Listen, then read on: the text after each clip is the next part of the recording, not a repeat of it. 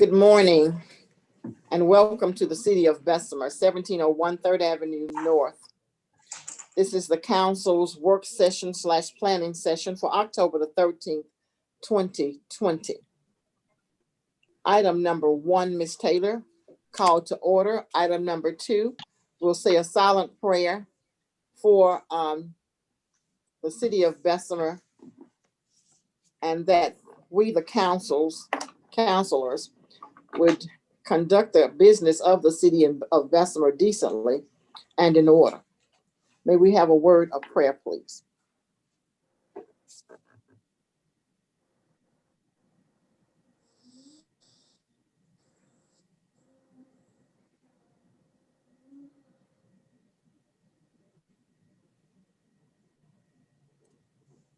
Amen.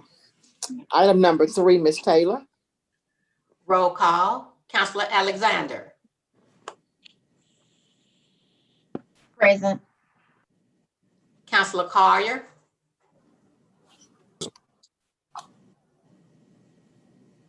Councilor Collier. Councilor Marshall. Present. This is Councilman Collier. Present. Okay, great. Councilor Marshall. Present. Councilor Matthews. Present. Councilor Thigpen. Present. Councilor Crusoe. Present. Councilor Donald. Present. You have 7 present, no absent. You have a quorum. Thank you. Item number 4, please. Bessemer Utilities Budget for 2020 through 2021. Is there a representative for Bessemer Utilities on the line? So yes, we are. Good morning. How are you? We're doing good. Councilors, do you see the Bessemer Utilities Electric Service Department budget for year July 1st, 2020 to June 30th, 21?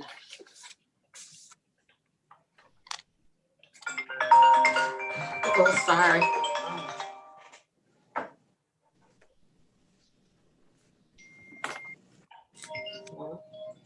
Councilors,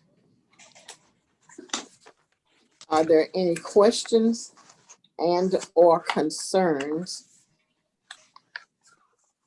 concerning the Bessemer Utilities yearly budget?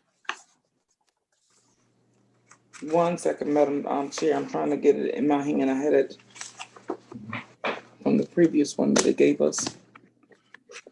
Well, while you're doing that, Councilor Crusoe, I see that there are a lot of numbers, just numbers. Basically, They're not telling us what's what. I just see, for example, it says interdepartmental rents and have a number out.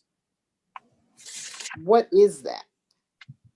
With us not being there to know what it is in Bessemer Utilities, that throws a flag there for me. And it says street and athletic lighting. What and where is that? Is that lighting that we're paying for? Is that lighting that, what is it? Those items are revenue items. The street and athletic lighting is Okay. for proceeds that we receive from those various entities that pays for street and athletic lighting, because each of them are categorized. Now, in regard to the interdepartmental expense, TVA determines that water have to pay a portion of the facilities rental. So those amounts equal to what the water pays electric each month for the entire year for rent of the building. It's only some like $2,195 per month. Is the city the landlord? The city of the landlord for, well, when it comes to TVA facility, I guess they are the landlord.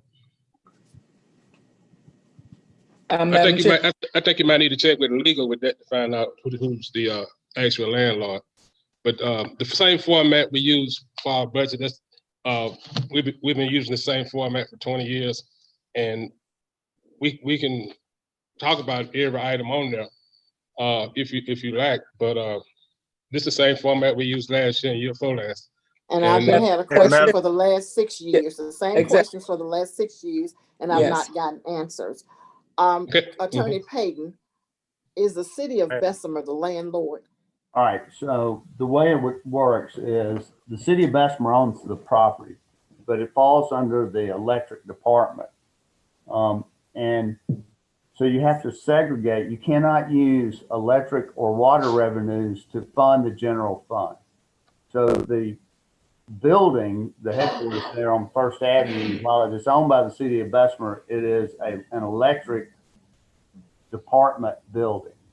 So Bessemer Water has to pay rent to the electric department to capture that cost or that portion of the building that the water company uses, so that you can segregate that cost out, because Bessemer Water doesn't just serve city of Bessemer residents, it serves Hueytown, Midfield.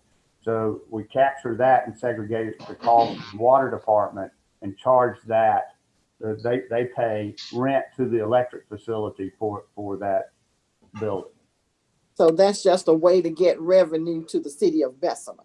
Well, not to the general fund.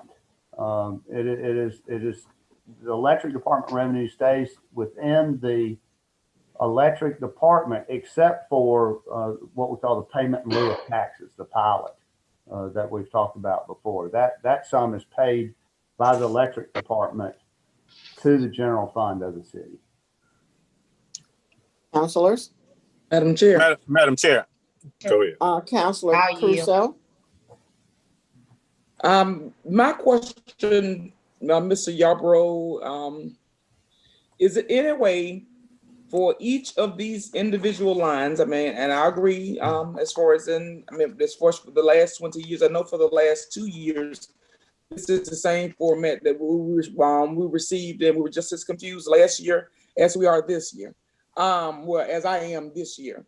Is it any way for each one of these itemized lines for it to be broken down verbally as to what these numbers represent? Yeah, we can do that. You want to do that now? I mean, I don't want Okay. someone to just stand there and give it to me. I want it in writing. Okay, right. That's good. Okay, you submit your request to the mayor's office, and Well, we've already submitted that request from the previous time. So, I mean, what good is that going to do? Well, no, but that's why I take my orders from. Submit the request to the mayor's order, and we will submit them to you. Yes, sir. Mayor Gully. Mayor Gully. Councilor Crusoe, Can I ask my question? Can I ask a question? what you asked me, well, you took an unfair shot and stuff at me. What I asked you last year, I Can I provided. ask my question, Mayor Gully?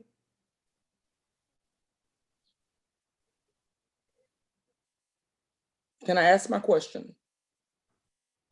Go ahead, Councilor Crusoe. Okay.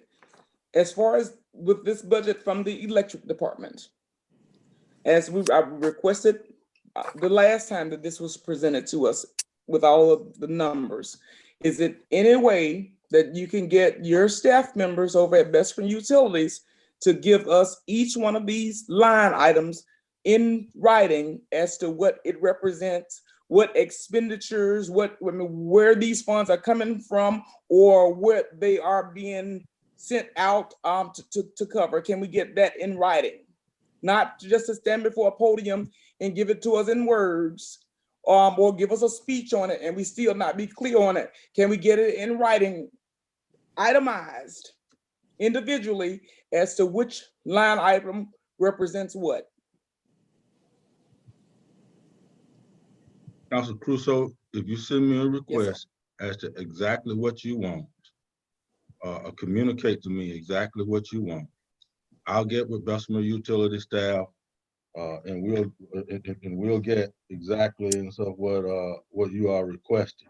As I said from last year, you got a budget and stuff last year with one with an item you asked and stuff for a comparison from 2019, 2020 to 2020, 2021, and that is what we gave you and stuff this year. Now, if it's something else that you're requesting, submit it to me, to my office in writing. Please clarify as best and stuff as you can, very clear, and we'll make sure that whatever your request is, that we'll make it available. It's up to council's office. Yes, sir. Thank you so much, Mayor Gully. Councilor Matthews? Yes, ma'am. Thank you, Madam Chair. I thought at the last time we had a similar, and it's so exhausting, had a similar request about the electric service department budget, is that we asked for a historical overview, and in the same form that we get the general fund budget, what was budgeted, what was actually spent. And so 2019 and 2020 just has actual, and 2020 to 2020, well, 2019 to 2020 has actual. Now, that's actual what? Was that actual that was budget, or that was actually what was spent? Spent. Okay. 2020 to 2021, that's actual budgeted. That's what it says. But we don't know what was spent 2017 to 2019, 2017 to 2018, or 2018 to 2019. And we asked that, I think, twice, and we never did get it in the form that we asked for it in similarity to the general fund budget. And I, know with all due respect, Mr. Smith did city budgets in the past, and he knows the format that we've gotten city general fund budget. But for some reason or other, it's I don't know why it can't be done at Bessemer Electric Department in the same format. I'm trying, and I think everybody around this table, well, we ain't around no table, but everybody that's a part of, is familiar to what I'm talking about, whether you say it or not. But this is just saying actual. Actual what? Actual that's budgeted, or actual that was spent? I mean, and you don't have but 2 columns. That ain't giving me enough to go on to say, well, yeah, you need this, or you need that. I mean, it's just, you don't even. I look through this thing, and it's just, it's just not clear. It's just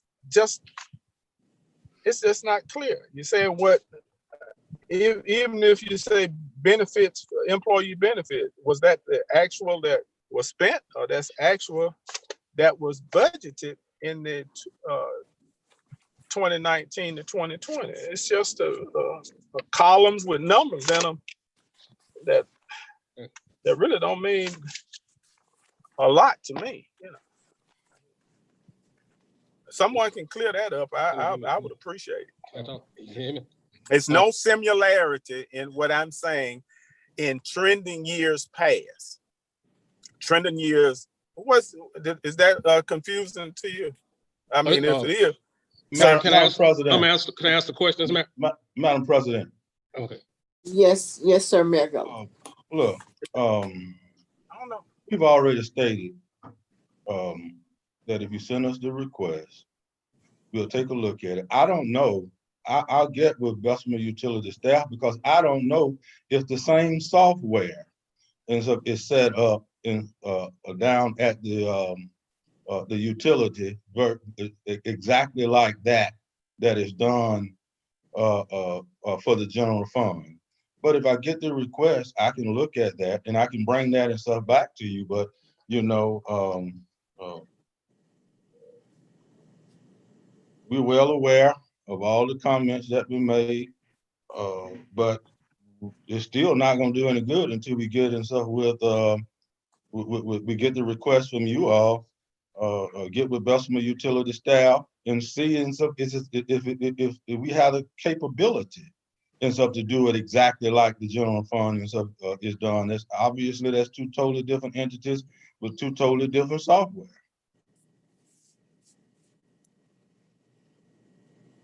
Councilor Alexander. This question is for Mr. Smith. He said rough around $2,000 some a month for, is that the in departmental rent or is that for the street and athletic lighting? Which amount? You're breaking up, Councilor Alexander. Alexander, You're breaking up. the interdepartmental rent amount was the $26,000 figure. And I told you that was for reimbursement from water to the electric. You said it comes around about $2,000 some a month. About 2195 point something per month that the water pays to the electric department. But the total annual cost is 26,742. Those are rental receipts from water. In fact, And I have a question for Mayor Gully. Mayor Gully, being that you're over the utilities portion and the utility, do you have a set day that you be in the office at the Bessemer Utilities?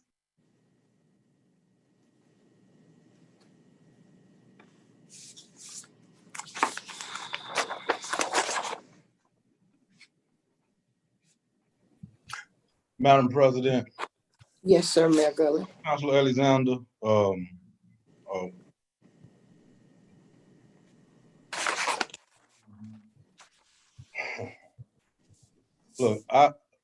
I'm not gonna play politics here. Where I choose in such a city as the mayor of this city is up to me. Whether I choose to sit in the office at City Hall or my office at Bessemer Utility, and so it's up to me where I choose to sit. I don't see where, and so that has any bearing and so on this meeting or anything that's being done, and so relevant to Bessemer Utility.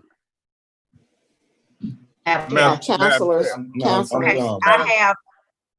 councilors, Mayor Madam Chair. Gully has stated that, yes, sir, Council Matthews. Yes, can we provide the format to the mayor that we would like this and move on to another item, please? Yes, sir, that's exactly what I was going to say before I acknowledged you, Mayor, I'm sorry, Councilor Matthews.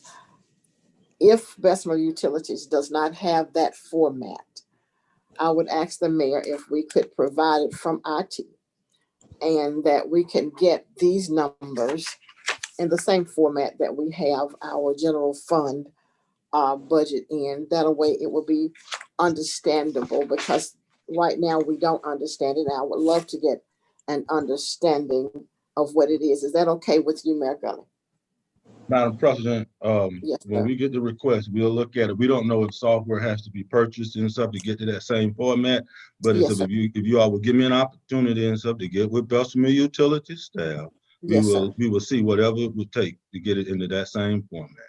Thank you, Mayor Gully. Councilors. Madam President, I haven't spoken yet, and I have a question on the actual budget. And Yes, ma'am. Councilor Thigpen. Okay. Does this budget, Mr. Yarbrough, does this budget actually, does it show the refunding of the bond and the credit that we'll be getting? Is it in?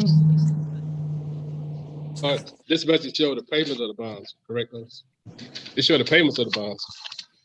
It It don't show showed that. that, it showed that on the expense side. But it include, is Yeah. that It's near the end. thing that we will have since this is a budget? On the very last page of the budget, it shows our debt service obligation for this budget year, which is in the amount of $480,000. It shows the current year payment of $465,000. Very last page of the budget. On the expense side. Does that take into account the refunding of the bond? Uh-uh. Nope, Uh-uh. yeah. No, they don't take that into account. That's just what we're gonna actually pay out. Should that not be reduced? Since this is a budget and we are anticipating the refunding, should that not be reduced to With the 21. amount? Counselor, this is Shan. I We- don't know that you could forecast that because I don't think you've got any bond rate for the electric utility yet. So I don't know that you could forecast what We may the savings would be. Okay. Okay, I thought Mr. Lewis gave us those forecasts, and if we're budgeting for that. He did give us those forecasts, Counselor Thigpen, in the last meeting, he did give us those forecasts. Madam Chair. Counselor Alexander? To Mayor Good, not being political, I have people that comes up to me in the street, older people, and they have a hard time at Bessemer Utilities and a hard time getting in touch with you. So that's why I asked the question, do you have a certain date that you be there through the week? So when they come down with questions, instead of bombarding your office phone, can they speak with you then about their bills?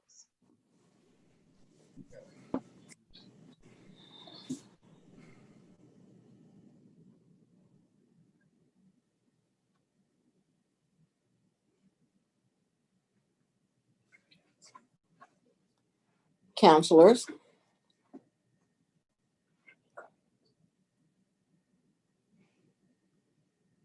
Counselors, let us submit that request to the mayor's office. Counselor Crusoe, we will get that request to the mayor's office, and we will look forward to working together to see what we can do to get that software to Bessemer Utilities, so we won't have this problem again, hopefully throughout the year and throughout our term here for the city of Bessemer. Item number 5, Ms. Taylor. Item 5, status of quarterly report for community development block grant. Counselors, I placed that on there. Now that the book should be closed out for the community development department here at the city of Bessemer, it shouldn't be hard for us to get a quarterly report on the next due date for that quarterly report. That is why I placed that there. I spoke with Mr. Abraham Ward, and he stated that he was closing out the books. So I would think if he was closing out the books, with us having asked for quite some time that for a quarterly report, he would have prepared one for us, and we look forward to seeing that quarterly report on the next due date. Item number 6, Ms. Taylor. Status on Alabama Municipal Insurance Corporation. Counselor Alexander. I placed this on here last week during council meeting. The committee came back and we suggested that we put out an RFP for a new agent of record. Counselor, you've heard the suggestion from the committee that an RFP be placed, and we want to poll the counselors, those who think that an RFP needs to be placed, and those who don't think that an RFP needs to be placed for an agent of record. As we found out, AMIC is AMIC. It doesn't matter who's the agent of record is. They're stating that you have to have an agent of record, not that they can show you that you need to have an agent. It was stated by our current agent of record. It's just understood that you would have an agent of record. Ms. Taylor, let's poll the council. Let's see those counselors who would like to have an RFP placed for a new agent of record for the city of Bessemer. Yes, ma'am. Counselor Alexander. Yes. Aye. Yes. Counselor Collier. Nay. Counselor Marshall. No, and I'd like to ask a question. What is, if you're gonna have an agent of record, what's the problem with the current agent of record? The process is gonna be the same. The agent of record gets a commission for what they do. So why is it so important to have someone other than the agent of record that we have who's very familiar with AMIC and the process and has served well? And again, whose appointment is that? Is that the mayor's appointment, attorneys? According Council appointment. to the Alabama League of Municipalities and the attorneys, that is the council's appointment. I think, if I'm not mistaken, Counselor Alexander, would you like to answer this? She stated the reason we brought it to, and me being a part of that committee. Counselor Alexander, would you like to speak to that, please? Yes. We didn't have a problem changing insurance providers. We didn't have a problem with changing audit providers. That We're not has having a nothing to do problem with sending out an RFP. It's the year of change, what the recommend. When your committee recommends something and bring back to the council as a body, we vote on it. And that's what we're doing. One moment, Counselor Alexander. Counselor Marshall, when you spoke, no one interrupted. Please give her the respect and the opportunity to speak, if that's okay with you. Counselor Alexander. And stated in the meeting, Ms. Holt said that Mayor Gully placed her as the agent of record, and that's the council's appointment.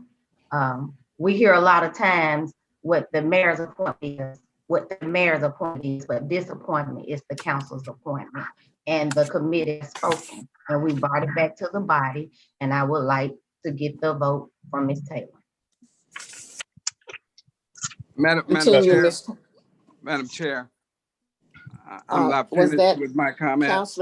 Counselor Matthews, was that you? Yeah, No, I was trying to ask. I was trying to ask a question. Yes, sir. That and when you the RFP, all insurance agents, even the current one and whomever that's qualified to be an agent, they will have the opportunity to submit a proposal. Am I correct? You're absolutely correct. So it would just be worded as a an agent of record, not necessarily a new agent of record, because if it's open to everybody, that means that everybody can, including the one that, the agent that we have now. Am I right or wrong? You're absolutely right. Okay, well, that's the only question that I have. Madam Chair, Madam Yes, Chair, Council. Yes, Councilor Marshall. Councilor Matthews can say it in that fashion to make it sound the way he wants it to sound. But, you know, we know that they're just games being played. Nothing but games being played. And Councilor Alexander mentioned the insurance. The insurance was a savings of over $1 million. So why wouldn't we do that? May I ask a question of Attorney Payton? Yes, yes. Attorney Payton, what in your opinion is our relationship with AMIC in terms of continued business being done with AMIC? Well, I mean, they're requiring an agent of record. First of all, they're not going to sell you insurance directly. As far as there was a statement made previously that the attorney said that this was a council appointment, and I have not said that. In fact, I would, if I had to make an opinion at this point, I would still say that it's the mayor's appointment. And if there's some law contrary to 1143-81 or 1143-D14 that I don't know about, if Greg knows of some other statutory law, I'd be interested in hearing it that gives the council this appointment. And I'd like to hear that because I have not heard that yet. Council Harris. Yes. Good morning, everyone. Can you all hear Councilor Harris? Attorney Harris? Good morning, everyone. Can you hear me now? Yes. Yeah, I will get with you and provide you with the results. Well, I'm sorry, with the my review of the law in this area, and I've also had lots of conversations with the League of Municipalities. Of course, I know they're not a law, but from my research, it appears that other than employees, this is not an employee. Had this been an employee of the city, of course, I would agree that the mayor would have the ability and the right to engage that person. But this not being such a thing, I think it does fall within the council. So Well, and just so you know, I also had a conversation with the league after your conversation with them, and they were not, the person I talked to was Lori Lynn, and she was not aware of 1143D when I spoke to her. She was talking about the general council form of government, 1143. Right. And so, you know, I'd be interested in your interpretation of, you know, the Coachman case and Fairfield and some of the other cases on that, because typically the mayor has the appointing authority, even within municipalities across the state, unless it's otherwise provided by law. And I do not see a situation, I do not see a provision in the code that gives the appointing authority of an insurance agent to the council. So if you'll speak to that, I'd appreciate that when you send me your report. I sure will. Thank you. Ms. Taylor, until we receive reports, let us go on with the vote, please.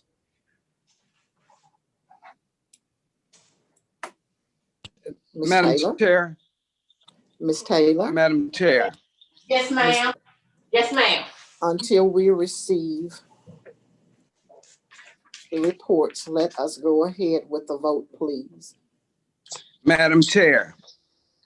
Ms. As Taylor. you do know, Yes. we do not vote in planning sessions. We do not vote. We're not voting. Wait, we're polling. We're polling. No, you said voting. I'm so sorry. I said voting, Councilor Marshall. I do apologize to you for saying voting, but we are polling the council. Ms. Taylor. Yes, I ma'am. made I erred, and Councilor Marshall caught that. Thank you. Let us continue to poll the council, please. Okay. And don't patronize me. Let us continue to poll the council. Thank you. Councilor Matthews. Sorry about that. I had it muted. I would like for it to be an agenda item.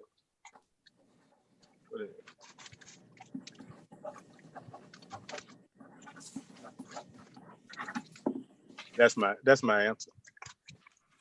Is there a no or a yes? I'm not voting.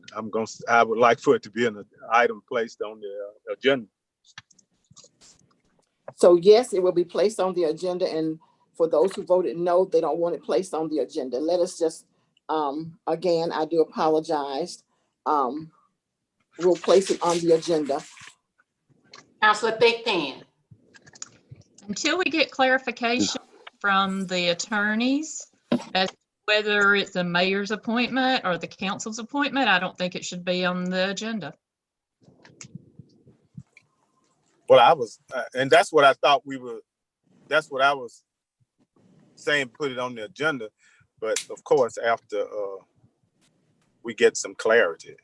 Absolutely, absolutely. And I think I said that. Let us go ahead, Ms. Taylor. Councilor Crusoe. Yes, ma'am. Councilor Donald. Yes, after we get clarity from both of the attorneys. And I will only place it on the agenda when we get clarity. Yes. Madam President. Yes, sir. Mayor Gurley. I'd just like to note this stuff for the record. Yes, sir. That this has been an appointment of the mayor. And so since the mayor, the council mayor form of government was instituted back in 1986. So yes, sir. I wonder why, you can give me some clarity on why there is a problem with the appointment of the mayor and so at this particular time. I definitely like and stuff to have and stuff that, because this is always, as I just mentioned, the institution of the mayor council form of government. This has always been an appointment of the mayor. Yes, sir. We'll get that to you, Mayor Gurley, in writing from the Attorney Harris. We'll have him to send that to you after he has discussed with Attorney Payton. We'll get that to you in a letter, if that's okay with you.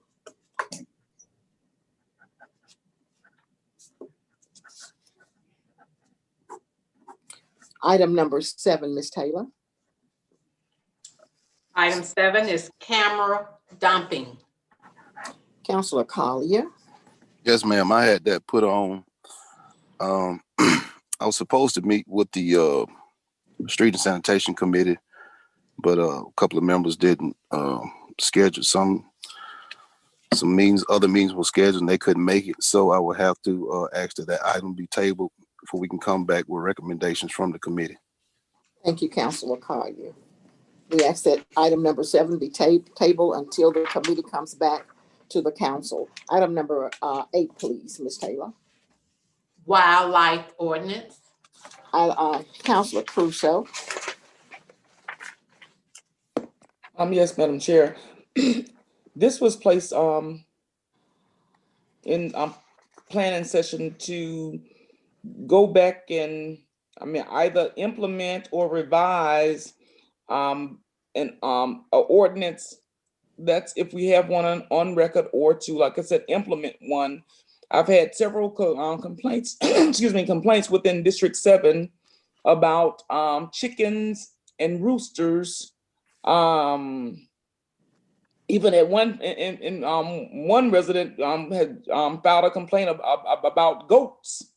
So that's why I would need that Council Harris look into the ordinances and see, do we already have something on record that will that prohibits this, whereby if we need to tweak it a little more, modernize it, more up to date as far as in what is considered permissible within the city limits and what is illegal, and also to, I guess, come with some type format or agreement as to who would be left to enforce that ordinance.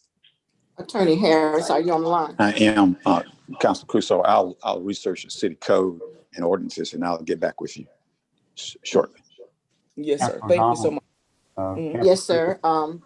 Is that Attorney Payton? Yes, yes, it is. Okay. There is an existing ordinance or section in the code on this, as it relates to fowl, chickens, or rabbits. It's section 14-14 of the code. And it says, no person shall keep within the city any fowl, chickens, or rabbits within 30 feet of a dwelling house or 12 feet of a lot line without a permit from the county health department. So if anyone has chickens or rabbits, they have to have a permit from the county health department. That is the current code. Do we include goats in this? I will look for goats. Let me see. I'll need to look at goats in there and say that this is just fowl, chickens, or rabbits is that section, but I'll look for that. Chickens and rabbits. Well, okay. You said well, within 30 feet of the dwelling, and what else? It's within 30 feet of a dwelling house or 12 feet of a lot line without a permit from the county health department. You didn't mention rooster. I'm just kidding. I'm just being sarcastic because because Council Cruz says that chickens and roosters. Well, I'm just being. I know the difference in a female and male. I'm just being sarcastic. Yeah, they just said. I mean, the rooster. Might have some rooster houses out there somewhere. I know the difference. I know it. I just kidding. Madam President. Thank you. Yes, sir, Councilor Collier. Yes, ma'am. While we speaking on ordinance, I just want to piggyback off some Councilwoman Alexander's always talking about, which are the rental ordinances. I went into a couple of homes this weekend on complaints, and we really need to do something about getting a rental ordinance in the city of Bessemer. You know, if we have to form a committee, I head the committee along with Councilwoman Alexander, but we have to do something now in the city of Bessemer. These conditions are terrible that these people are staying in right now, and we have to do something about it immediately. If I could get permission from the mayor's office, mayor, to talk to some of your department heads. Councilor Collier. Ma'am. That was my add-on. Was the landlord and or rental ordinance. I did see the pictures, and I did take it upon myself to go and visit some of these homes. After visiting where these people lived, I couldn't believe that humans or a human even rented this property to people this day and time. I went into one, and I would think I went into 17 of them on yesterday. I went into one where the kitchen sink is being held up by 2x4s, and the 2x4s are at least 8 to 10 feet long through a hole in the floor. You're absolutely right, Councilor Collier and Alexander. That was one of my add-ons today. And when we get to 13, we'll add it on, if it's okay with you, Councilor Collier. Yes, ma'am. One more thing. Yes, sir. I'm just trying to, ask permission of the council and of the mayor. Yes, sir.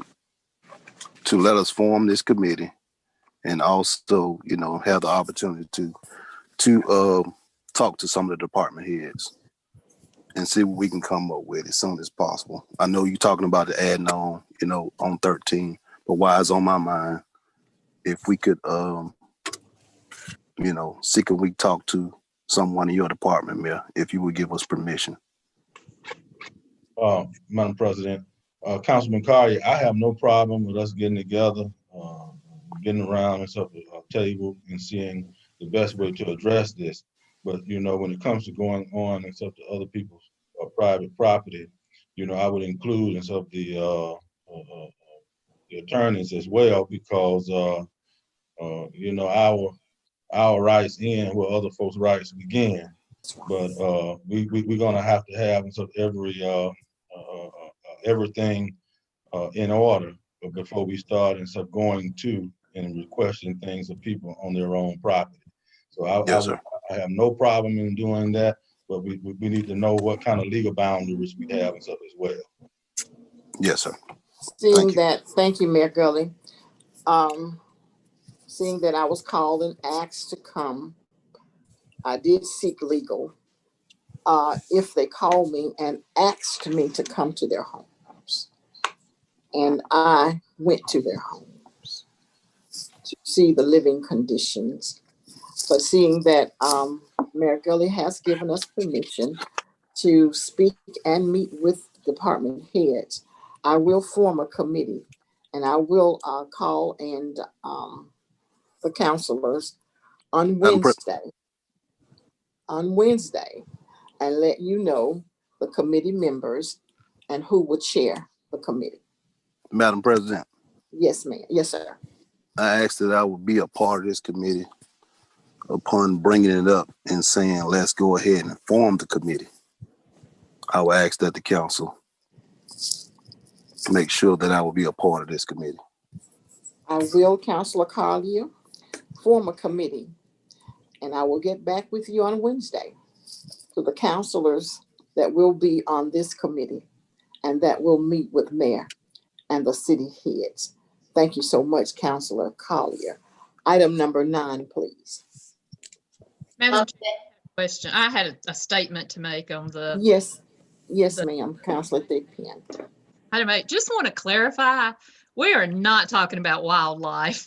We're talking farm animals and No, we're not. that are problems, but it is not wildlife. You know, our No, it's not.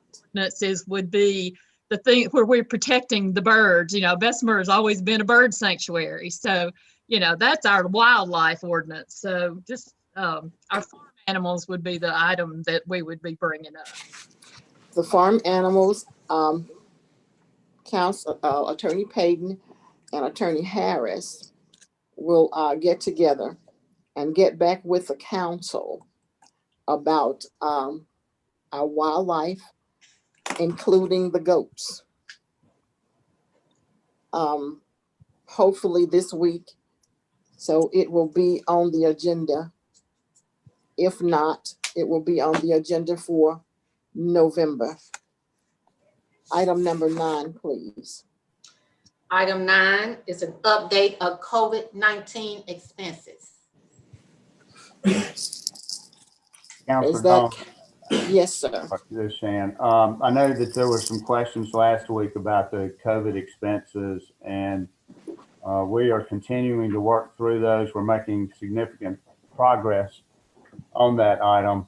I know there was a question in particular from Council Alexander about a January invoice And a February invoice. And we have located both of those invoices. I think, hopefully these are the same ones, and I will get those to Angela. I'll get those to Angela today. But the one from January 20th, it looks like it's from American Osment. It was for hand sanitizer, soaps, things of those nature, gloves, synthetic gloves. And then the one from February looks like the same type of thing. Hand sanitizers, it says wax sanitary bag, disposal alcohol, things of that nature. But we'll get those to you for review. One more question. Madam Chair, I have one more question if you don't mind. Okay. During the meeting last week, Mr. Payton, you said, will we be paying Mrs. Kess? You said $40,000. I'm sorry. Did you say that? It's about Is Lori Kess? Yes, that's part of it. I'm going to go through all of those. Will that come out of CARES Act money? I'm sorry. Will that be a part of the CARES Act money? Will that come out the CARES Act money? Yes, ma'am. That's what I'm about to go through next. I just wanted to address that invoice first. And so we'll Okay, get that. So right now, through the county, as I said last week, the city was allotted $1,163,296. As we sit here today, we have $628,609.43 that we can use under the CARES Act before we get into payroll expenses.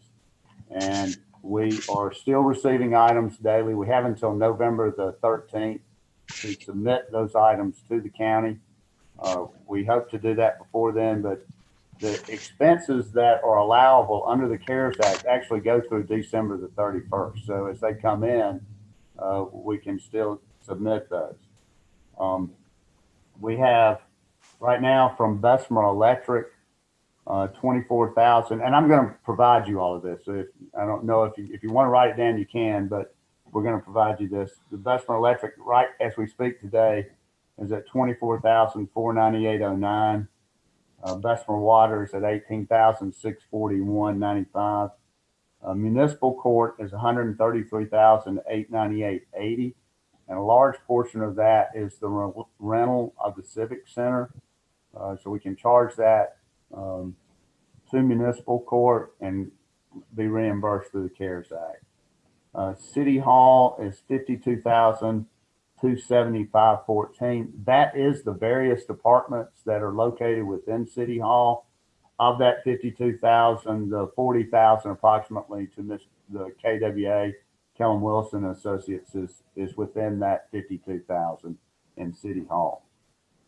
Civic Center, we have 48,748.95 for the Civic Center. The fire department is 188,408.65, and a large portion of that is going to be those AEDs, the 3 AEDs, defibrillators. I think they were about $30,000 each. So let's say approximately 90,000 of that is going to be for the AEDs, and the rest of it will be your typical COVID supplies.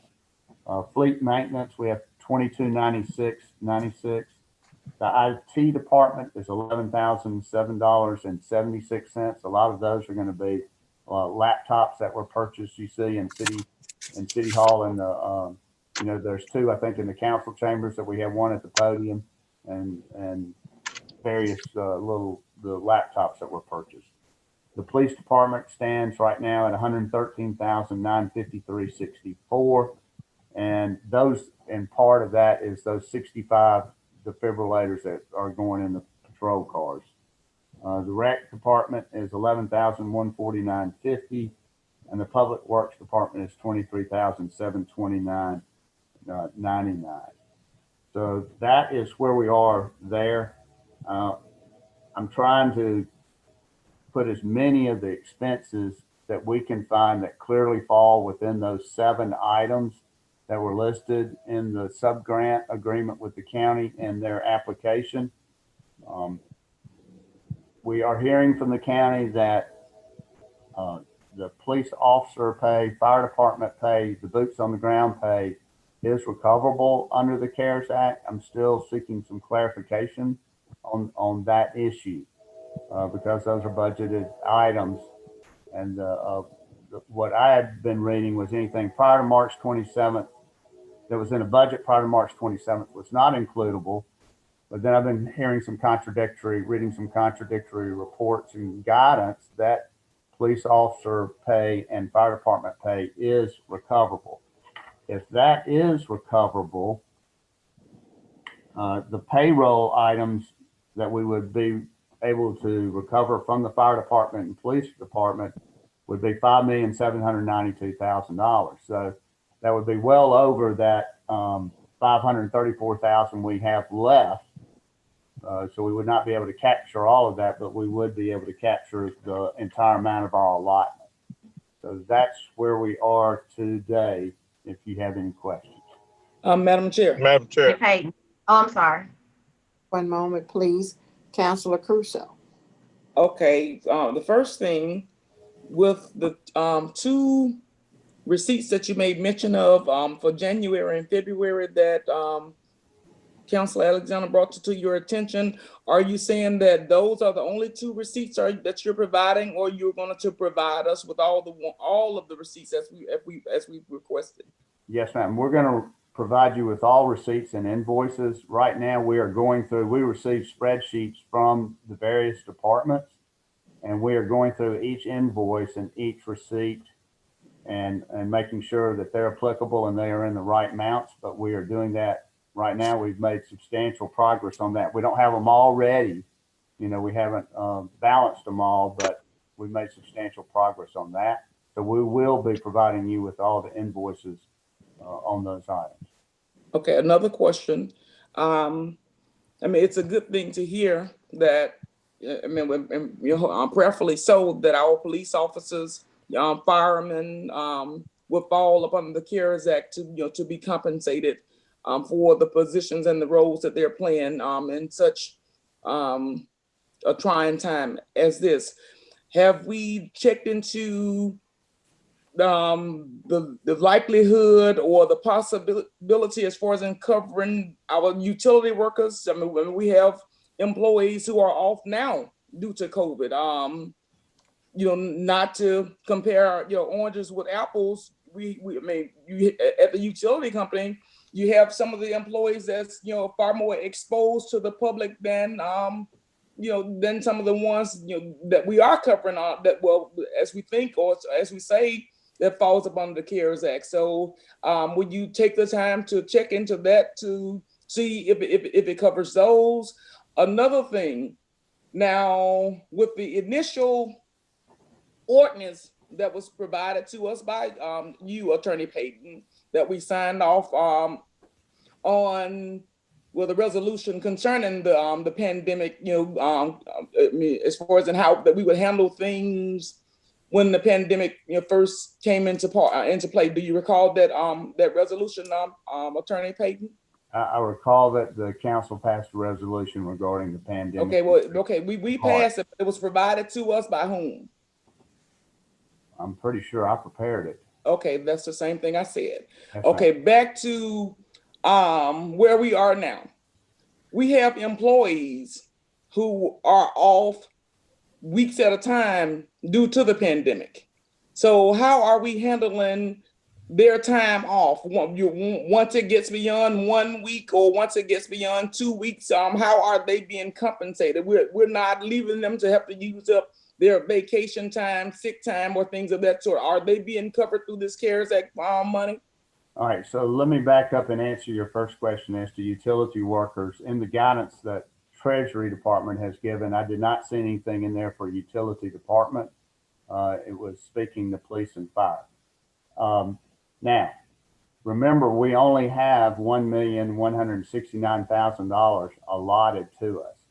And just with police and fire regular pay from March 1 through October the 2nd, that totals $5,792,000. So not to belittle the efforts of utility workers, but my point here is that we already have more than sufficient funds under payroll to cover the $1,169,000. Now, if Congress passes a new stimulus bill that includes more relief for cities and states, we can look at that. But we still, even with existing payroll, would have almost 5 times as much money as was allotted to the city.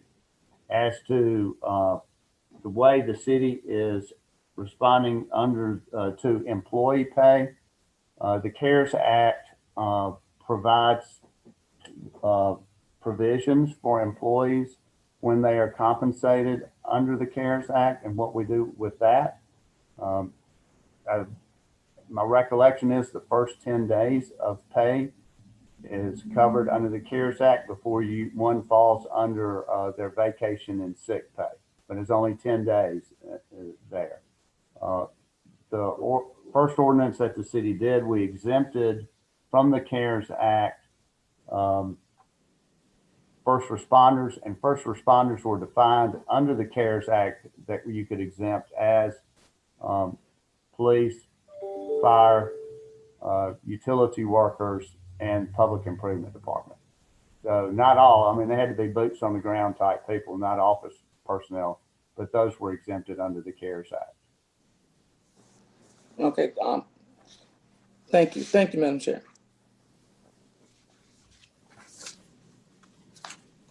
Madam Chair, Counselor Alexander. Mr. Payton, will this be the street department as well? Will they fall up under the CARES Act?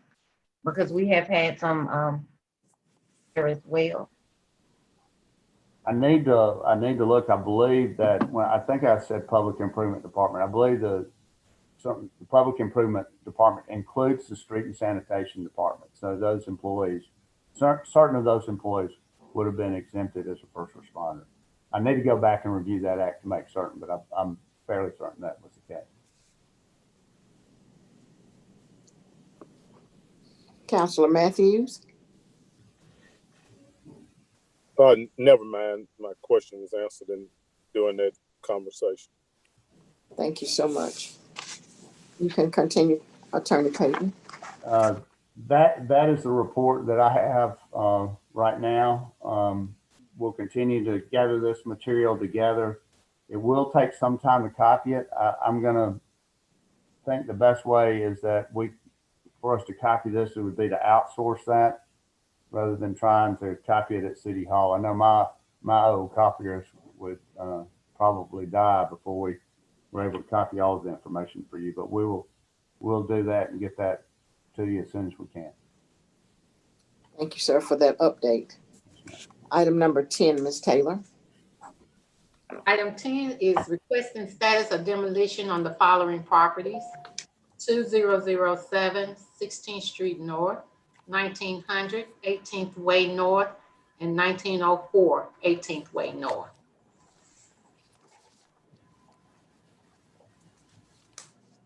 Counselor Matthews. Yes, Madam Chair. I had these particular structures on the agenda several meetings ago, and I've been asked by residents that lived in close proximity, and one even right next door to 2007 16th Street North, where there's a open septic tank, and the house is literally falling in the center roof. Well, all three of them are caving in, and I'm wondering, and we are, not just we the ones that live in the area and in the community. It's such an eyesore. One, where are we on demolishing these three structures?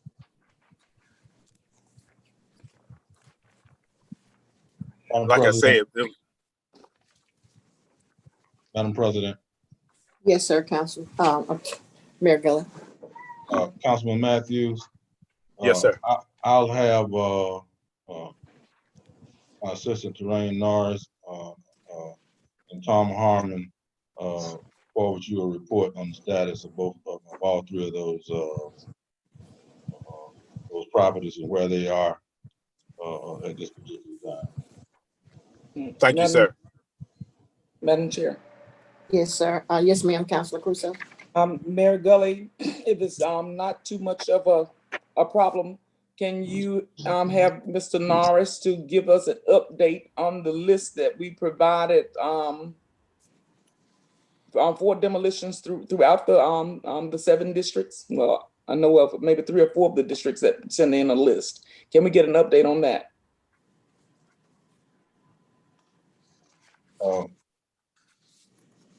Madam President, Councilor Crusoe, we'll start on getting a status of all of those properties. I'll get with Mr. Harmon and Terrain, but in the process, I'll go ahead and address this of item number 10, but we'll get started on an update of the computer. Yes, sir. Thank you. Thank you, Mayor Gully. Thank you, councilors. Item number 11, please. A resolution requiring that the expenditures of fund provided to the city of Bessemer through the CDBG program be presented to and approved by the city council of the city of Bessemer. Counselors, I had that placed on the agenda to go with the resolution that we did for the status, quarterly status report. That away, we won't have to continue to come back and request different items from the mayor. We'll already have them together. If you want to take some time to look at this this resolution, we can table it until next meeting. Councilors, Madam That's Chair, fine. Madam Chair. Councilor Marshall. Yeah, I think it might be wise to table it because I have a real concern about all expenditures, particularly when you get into those expenditures that are personal in nature, like ADA kind of expenses. Yeah, so I would agree that we should table it for more discussion. Councilor Collier. I agree with just what Councilman Marshall already said. He said what I was about to ask that question, same question, that we agree to table it. Any other counselor? If not, we'll table it until the meeting in November. Our meeting in November. Item number 12, Ms. Taylor. An ordinance amending the city code of the city of Bessemer to provide for the humane tethering of dogs in the city of Bessemer. Councilor Thigpen. Yes, ma'am. We just need to clean up the ordinance that Mr. Harris sent us because the definitions, some of them don't match with the city's definitions of in our ordinances. So we just need to clean it up and look at that so that it matches. I know this, I think from Birmingham's. So this doesn't, some of it is the same, but some of it doesn't match. So I don't know if Attorney Harris and Attorney Payton need to get together and look at this. We just want it to be clean and no complaints because we want to get this taken care of, especially before cold weather hits, and get these animals taken care of. Not that the hot weather didn't hurt them, but there's a lot of people that are excited that this is finally coming before the council. I am excited that this is finally coming to fruition. We will, Attorney Harris has stated that he would clean this item up and we'll have it on the planning session for November. Is that the consensus of this council? Well, if he can get it cleaned up before next week, we could vote on it then. He said he could. We'll clean it up and we'll get it back on the agenda for next week. Hey, Madam President, this is Shan. Yes, sir. And Greg, I think, the definitional section is one thing. I think we need to put the definitions under 14.1, either, section 14.1 of the code that already has some definitions. But a question I have, Greg, is I think it may take a little bit of time to look at the penalty sections that you have here on that 1461-3. Sure. I think we need to look at 14.2, 14.3, and 14.4 and make sure they mesh together. It may take a little thought there, but if you'll look at that, and if you wouldn't mind sending me that in Word, if you want to talk about it further, give me a call and we'll talk about it. That's right. I'll get with you and we'll work that out. Those problems. Madam President. Yes, sir. Mayor Gully.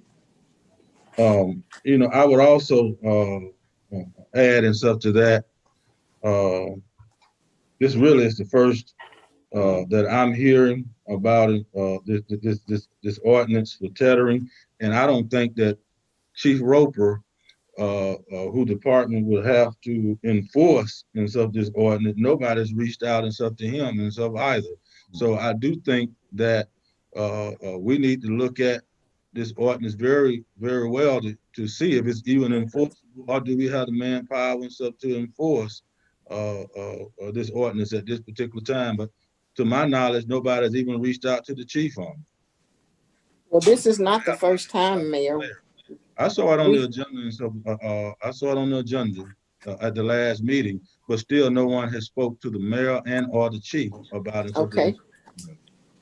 Yes, sir. I'll have Attorney Harris reach out to you, and you have mute. Okay. I'll have Attorney Harris reach out to you and the chief concerning this ordinance, Mayor Gully. I appreciate it. So we'll go back and we'll have it. That's going to take a little time. So Councilor Thigpen, let us put this on the planning session for November. Madam President, this is Shane. Could I ask you a question pertaining Yes, to sir. that? Yes, sir. I think I heard y'all say that the first meeting in November was the election day and that you may or may not hold council meeting on that Tuesday and you may move it to the following Tuesday. Yes, sir. That's one of my add-ons. I'm going to address that in just a few minutes. All right, thank you. Yes, sir. Item number 13, Ms. Taylor. Resolution to amend the community-wide Yes, sir. Go ahead. participation plan is adopted on September 15, 2015. Councilors, you have seen this in your packet, and we've gone through it, and I've gone through it. Attorney Payton.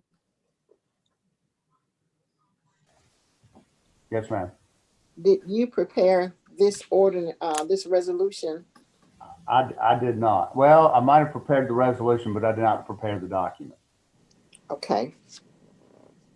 I think Terrain Norris and Mr. Ward prepared the document.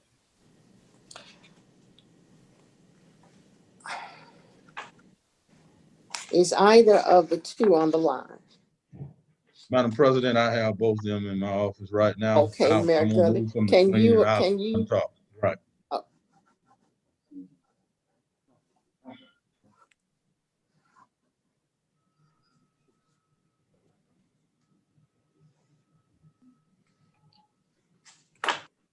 Good morning. Hey, Mr. Norris, how are you this morning? Hey, I'm doing good. Good. I appreciate you all giving us the opportunity to speak on this matter. Yes, sir. We currently have a citizen participation plan in place.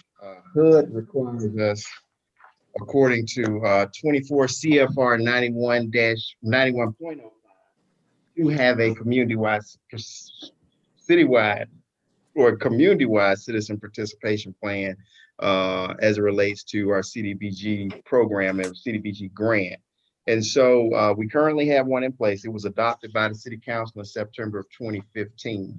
And what we are doing, since it's been 5 years, is we want to come back and we want to update this plan. We saw some things in it we felt needed to be changed, needed to be amended. Part of the reason for this is that we have an allocation from the federal government for COVID through the CDBG program. And one of the things that they did was they waived some of the requirements. And so in looking at that, we went back and we looked at our citizen participation plan, and we felt there was some things we could do to strengthen and make it a little bit better. And if you got a moment, I can walk the council through it if you have a copy of the plan before you. I have a copy of this plan, but my problem is this, Councilor Collier. One moment, please. My problem is this terrain. Now, we said we're amending. What are we amending and where are we amending from? Now, That's this is, you said 2015? 2015. And Okay, Counselor, that's what I was just asking if I could do. I could walk you through some of it okay. if you have it in front of you. I do have it in front of me, please. Okay, so if the council has it, if you go to section 1 of the plan, one of the things we thought it'd be good to do was insert some language relative to federal civil rights statutes. And if you go down, I noticed that I think you guys have the black and white copy in front of you, We correct? do, we If you do. go down to paragraph 3 on that introduction, you'll see that we put in some language relative to civil rights statutes. And basically we say this citizen participation plan is designed to comply with all federal requirements relative to the CDBG program. Therefore, it should be the policy of the city of Bessemer that no person shall be denied participation in the city's planning process or participation in the CDBG or other federal programs based on race, color, religion, sex, handicap, familial status, or national origin in compliance with federal civil rights statutes. So we felt it'd be good to put that language in there just to make it clear to everyone that it's the city's policy that everybody, regardless of these categories, which category you fall in, have an opportunity to participate in the plan. If you go down to paragraph 5 under introduction, you will also see that there is a statement in there that says basically it shall be the policy of the department to review and update this plan as needed, or at least once every 5 years in conjunction with the development of the city's consolidated action plan. And the reason we discussed that was we wanted to put something in place so that 5 years or now, whenever it's necessary, we can come back and we can update this plan to meet whatever conditions are on the ground. We thought that would be just something good to put in. Whoever is in this department 5 years from now can look at it and say, okay, I know we need to go back and review it. If nothing changes between now and 2024, they can say, I need to go back and look at this and make sure that that we're covering basically all of our bases. If you go to section 2, and you look up under scope of participation and method of notice distribution, we added a line in there about online postings. We felt that it would be best or beneficial to put a notice in there that this plan will include an online posting of when we have a public hearing, if there's a public comment period. We wanted to make sure that public knows that they can go to one of 3 places and find out that information. They can go to the newspaper, which we said there will be a newspaper general circulation with distribution in the city. We post notice of a public hearing here at City Hall, and then we'd also post it online. Now that had not been in here previously, but we thought it would be important to put that in there, that it be posted online. And then we added a caveat that we thought the previous plan said 7 days. We added a caveat that we thought it would be beneficial to make it 15 days. We felt 15 days was adequate and reasonable time to give the public notice if there's a public hearing on the CDBG program. So that was something that we added, and we had 15 days that is distributed through, we have that 15-day requirement distributed throughout the document. So we changed from 7 to 15. The other thing that we changed in here was I think we added a line relative to COVID. And I don't want to take up too much of your time, but essentially what happened was when the federal government passed the CARES Act, each of the federal departments got some additional funding to address the COVID or to respond to COVID. HUD was one of them. And so through the CDBG program, they've been giving their entitlement communities grant funds, additional grant funds. We have not spent ours yet. I think in the letter or in the update that Mr. Ward forwarded to you all, we listed the amount that the city has been allocated. But one of the things that they did was they waived some requirements relative to the public hearing period, public comment period.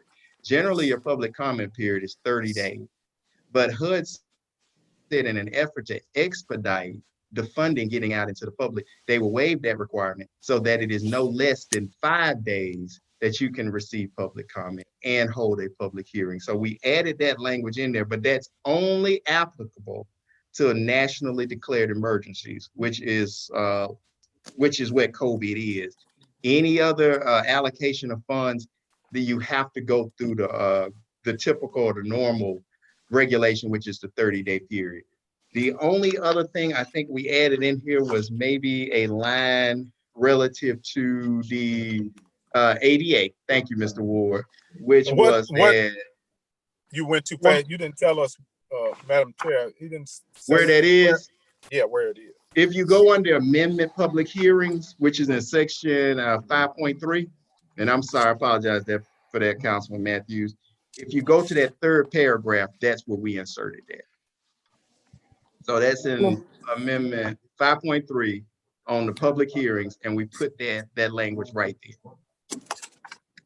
Now, let me ask a question, Mr. Norris. This document, where is this document kept for the public viewing?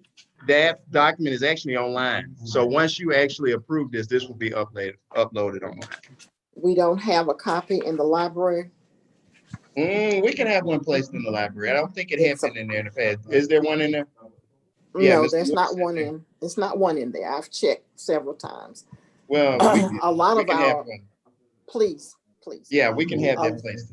Please, a lot of our documents that's not in the library needs to be in the library for public viewing. One Now more I thing, went down, I came Counselor, there's down one more. yesterday. I came Counsel, down yesterday. Yes, sir. there's one more item we need to just kind of Let's go. Come on, I'm sorry. and that Come on, I'm is sorry. on the ADA. Give me what page you're on. And that should be on page 10, section 5.9. And it's just essentially what we did here was we said additionally, if you go down to about the next to last sentence, essentially what we did there was we said if there's a person that has an ADA issue, they want to attend the meeting, at least give the department 48 hours notice so that they can make accommodations for that person to attend the meeting. And that was the only other addition we made. So again, it's just an update to include this language in there. And once you approve it, we'll get it online and we'll make sure it's in the library, and we'll make sure that the public knows sort of what the plan is to advise them on CDBG, public hearings and amendments and activities. Now there's resolution 1107-15. Does Ms. Taylor have a copy? You haven't passed it yet. I mean, from 15. I'm sorry, from 15. Yeah, she does have one for 15. Madam Chair. Yes, Councilor Alexander. Mr. Norris, your contact with HUD is Ms. Garrett, am I correct? She's one of them. She's one of our field office representatives. So do she speak with you on the HUD matters? We speak with her and we speak with other people. We generally communicate with our field office. The field office? Okay. Can you give me that information? You say you speak with Ms. Garrett, correct? And the field office. Do you know that person's name at the field office? That's Ms. Garrett. That's the one you just mentioned. Okay, because I contacted her and she told me she couldn't speak with me or anybody in that capacity, me or anybody in the mayor's office. And I was wondering how she's able to speak with you and not me. Generally, because we are actually administering the program, and so we have questions relative to this. We talk with her about that, and when we're asking questions, we do reach out to the field officer. Or because I have a question to ask, and she would not answer my question. And I don't direct federal employees, so you would need to talk with her supervisor. Okay, thank you. Madam Chair. Yes, sir, Councilor Matthews.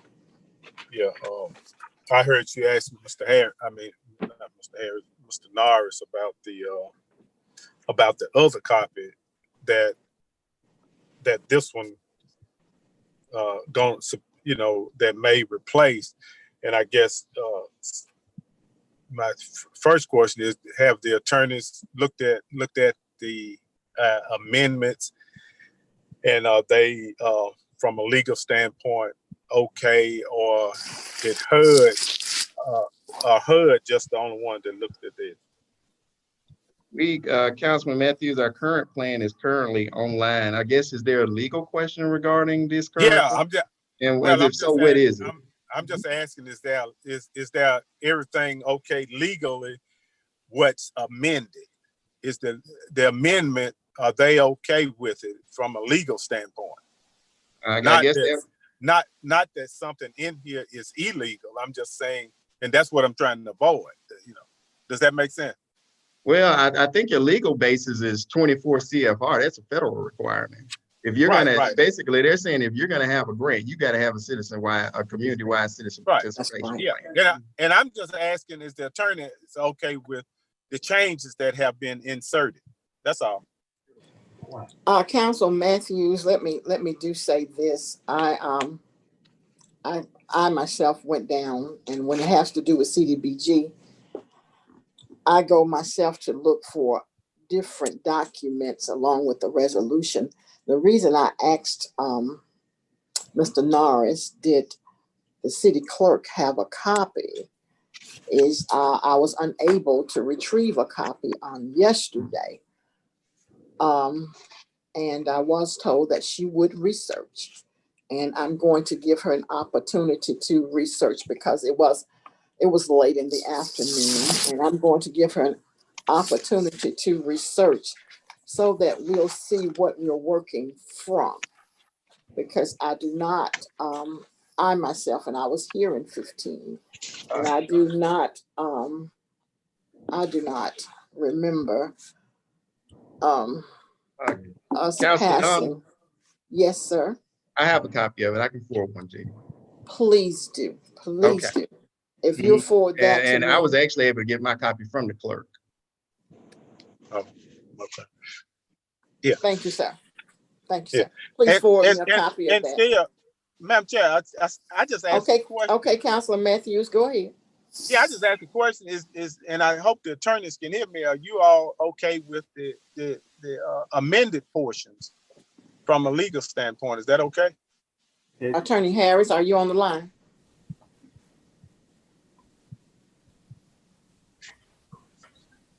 Attorney Payton, are you on the line? Yeah, I'm here. It looks good to me. I do want to look, Train, if you don't mind, send me that latest notice on the COVID matter. Oh, absolutely. You'll have that. Yeah, see, that's all I'm asking. That's very simple. Okay. If you would send it to me, Terrain. Counselor. Yeah, Counselor, would it be okay if I just forwarded that notice to all of the council members? Please, I was just going to tell you I was going to have Ms. Coleman to forward it to all the councilors. If you would just forward that to us, please, sir. Yeah, because it's in the Federal Register, so we'll forward that to you. Thank you so much. And you're gonna redline your changes, or can you redline them? That's okay. I mean, I can go through it.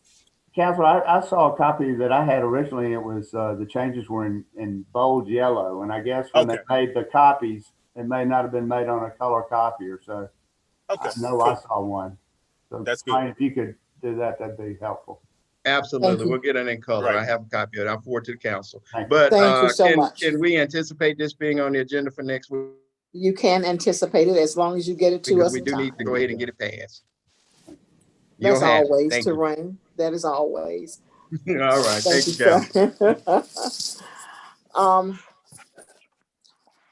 Councilors, we have two items that I need to add, and it will be 13A, which will be the moratorium from Councilor Alexander. Councilor Alexander, do you want to speak to that item, please? Yes.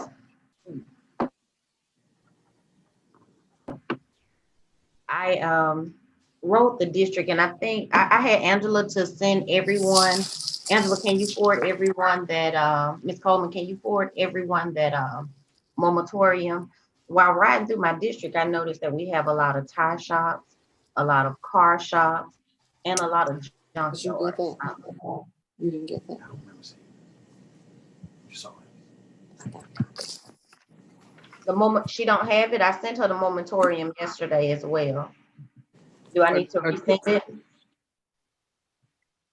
And Madam, go ahead. I'm sorry. I was saying throughout my district, District 2, We have a lot, and I know that we have Strata now that's doing the vision plan, and you don't think that'll be it? We're doing a vision plan, but it won't be comprehensive to the vision plan that they're doing if we keep adding these junkyards. Now, on tomorrow, they'll be having a meeting for 801 24th Street North, the property there. And they're trying to, I don't know this business, but it's described as a construction, they're gonna store construction material, which is permitted use to erect a galvanized security fence 6 feet in height on the property. And I have had public concerns about that, about why are we the district that all the junkyards come to, all the tire shops, all the construction places come to? Why? Where they store their equipment? Why? So I'm asking that we put a moratorium in place, some type of ordinances in place to either regulate these businesses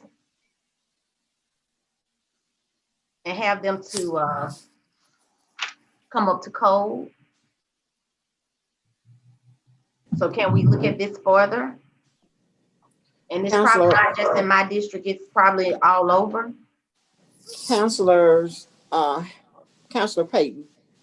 I'm sorry, Attorney Payton. Yes, ma'am. Can you address that, please? I have not seen the document she's talking about, but if you're... I've seen it, great. Councilor Alexander, let us get that, a document that you're speaking of. Let us get I'll send it back over to Ms. Coleman. I had her to send it out yesterday as well. I'll send it over right now. And we'll get that on the planning session for November the 10th. Thank you. Thank you so much. Item number 13B, Councilor Collier and Councilor Alexander, is your landlord ordinance that we've already discussed. That's 13B, your landlord / renters ordinance. Item number 13C is changing of the date of our first council meeting in November, which is the general election.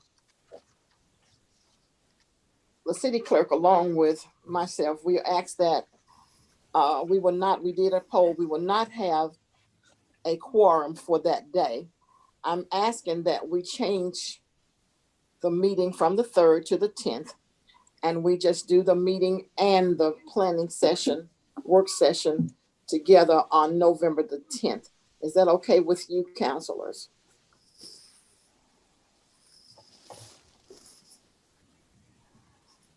Councilors?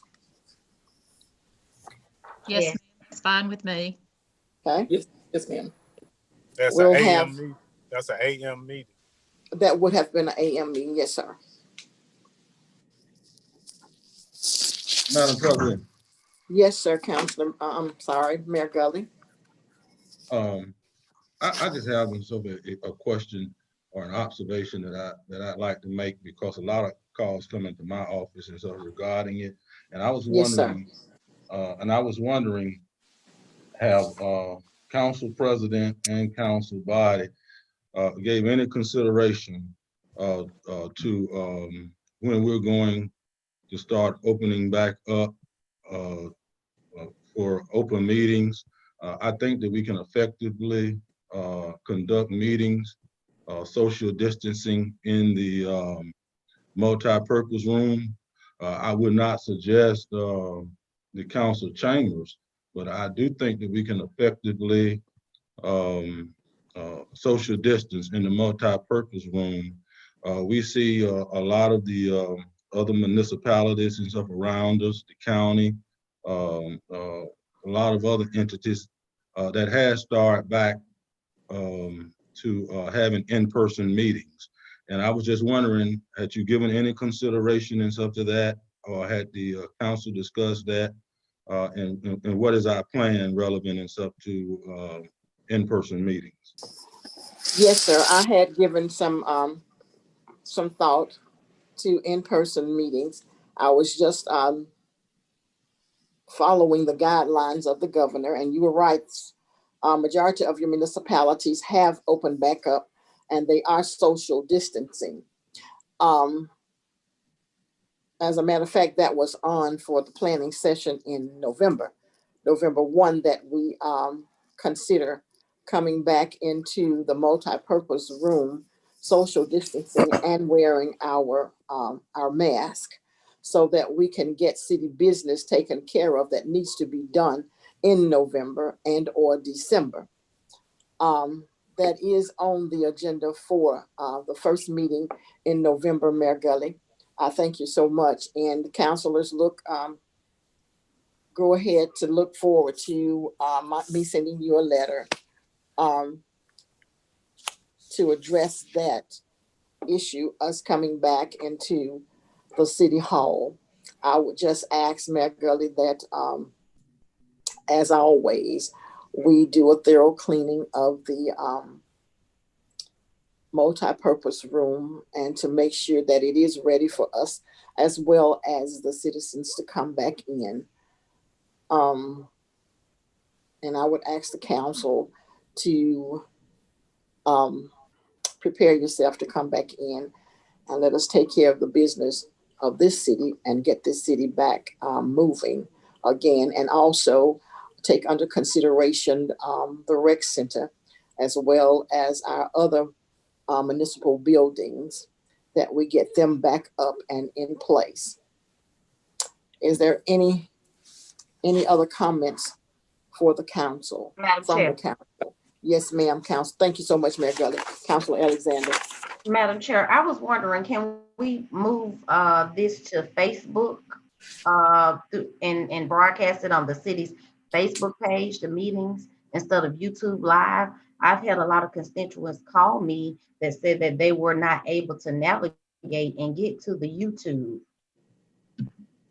versus if it was clearly put on Facebook, on our Facebook page, and stream live, like Birmingham City Council and the county meetings. Can we Mayor take that Gully. into consideration, please, Mayor Gully? Mayor Gully. Madam President, Yes, sir. I'll get with Mr. Singleton and see, but if you recall, we chose the mechanism that you all voted on when we initially started this. So I'll go back and I'll get with Mr. Singleton and see what we would need to do in order and stuff to change from the I guess YouTube scenario to streaming Facebook Live. Madam Chair. Yes, sir. Yes, ma'am. I think that was explained to us, in the previous meeting and the one before, that is only just on the stroke of a button, as far as in allowing the meetings to be on Facebook along with on the city's web page. Another thing, as far as with the question concerning going back into the city hall, my suggestion, just mine personally, is that we not move too expeditiously concerning going back into city halls as far as a meeting. Being able to practice social distancing, does that not include the Open Act policy as far as for the citizens to be able to come in? How will we be able to implement that or enforce that? Not only that, I think we've been far more effective as far as in also being a little more informative as to with the citizens being able to have access within the safety and the comfort of their own homes. So my question would be, and is, what is the rush as far as in getting back into the city hall?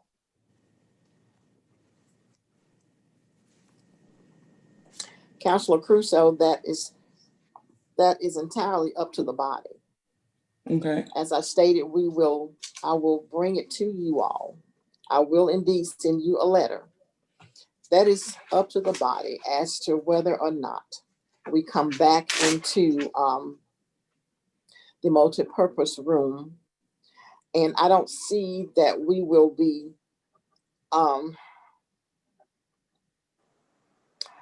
we can accommodate. Now, we can accommodate being 6 feet. I don't think that we'll be able to accommodate very many with our department heads in place, but we can accommodate. But that will be entirely up to the majority of this body as to whether or not we come back in to the multi-purpose room and or the city hall to do our meetings. I do agree with you. We have been effective the way we are, and I do not want any of my colleagues, I don't want them ill in any way. From what we're being told by the health department, we may or may not experience